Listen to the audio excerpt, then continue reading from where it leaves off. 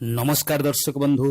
आज यही वीडियो माध्यम रे आपण मानक एमिति एक रोग विषय रे आलोचना करिया पई चाहूछि जहाँकि आपणकर व आपणकर परिचित मानकर बहुत काम रे आसीबो। स्क्रीन रे थिबा नंबर को आगे नोट करि नियंतु एवं वीडियो को शेष पर्यंत देखंतु। जेतेबेले आमे भल होई पारु नथिबा बेमारी मानक विषय रे आलोचना करू सेही रोग मानक मध्य रे श्वास रोग हेउछि सबुठारु बड़ रोग।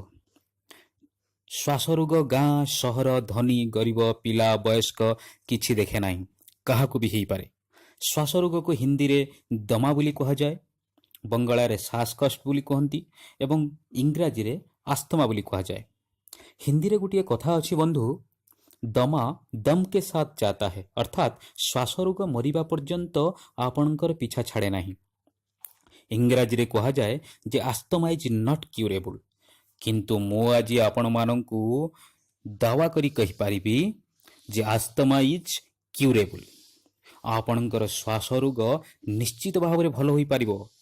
आपण माने जदि आमर पूर्व पुरुष मानंक द्वारा प्रस्तुत आयुर्वेद जड़ीबूटी औषध उपरे भरोसा करंती तेबे आपणकर श्वास रोग निश्चित भाव में भल होई पारिबो।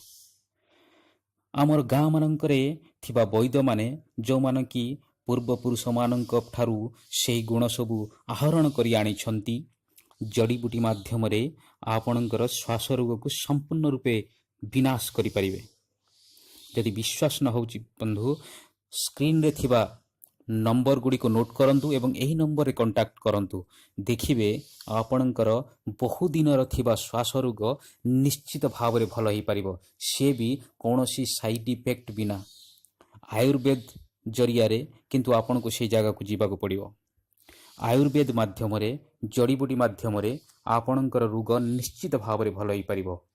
जो नंबर अछि सेही नंबर रे आपन कांटेक्ट करंतु